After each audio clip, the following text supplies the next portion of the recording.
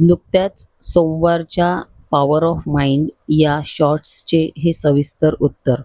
विषय असा होता की विचारांची शक्ती कधी, कुठे, कसे काम करते. जनरली ब्रह्ममुहूर्त म्हणजे पहाटे 3 ते 4च्या मध्ये केली गेलेली स्वप्ने म्हणा किंवा विचार हे साकार रूप घेतात असं म्हटल्या जाते. हे खरे आहे. परंतु आम्हाला एका सोपी मार्गाने स्पिरिच्युअल पॅरेंट्सने सत्संगमध्ये एक सुंदर उदाहरणासहित काही गोष्टी सांगितल्या, त्याच इथे वर्णन करते. मी रिसेंटली एक एक्सप्लेनेशन एका उदाहरणाने करते. मी माझ्यावर आणि माझ्या मुलावर एक प्रॅक्टिकल केले. ते असे की सकाळी उठल्या-उठल्या त्याच जागेवर मांडी घालून डोळे मिटून बसायचे, ताठ बसायचे आणि आपल्या गुरुचे किंवा ज्याला मानतो त्यांचे स्मरण करायचे आणि एक पूर्ण पॉझिटिव्ह सेंटेन्स असलेलं वाक्य आधीच लिहून ठेवून, आदल्या दिवशी लिहून ठेवून ते समोर आणायचे आणि म्हणायचे. मला सांगितले होते की मी आज कंटिन्यूअस 4 तास अभ्यास केला. करणार नाही असे नाही, केला.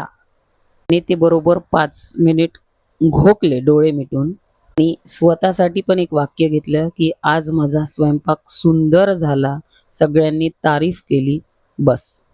बरं, हे ब्रह्ममुहूर्तावर नसून त्याने सकाळी 7 वाजता आणि मी 5 ते 6च्या मध्यंतरी हे वाक्य घोकले आणि आम्ही आमच्या कामाला लागलो. मग सकाळ अशी झाली की त्या दिवशी सकाळपासून लाईट नव्हती. त्यामुळं वायफाय बंद. शिवाय लाईट आली तर वायफायचं नेटवर्क जे आहे त्यात बिघाड आलेला होता. म्हणजे तो सकाळी 11 वाजता जो अभ्यासाला बसला, 3-3:30 पर्यंत त्यांनी अभ्यास केला. त्या दिवशी तो बोलला की खरंच या गोष्टीने माझा आज मला वाटून राहिलं की मी अभ्यास केला, कंटिन्यूअस केला. शिवाय वायफाय नसल्यामुळं टीव्ही बंद होता. तर घरचा छोटा मुलगा त्याने टीव्ही बघितलाच नाही. ती शांतता होती. सगळी सोबत होती. अभ्यासही बरोबर झाला.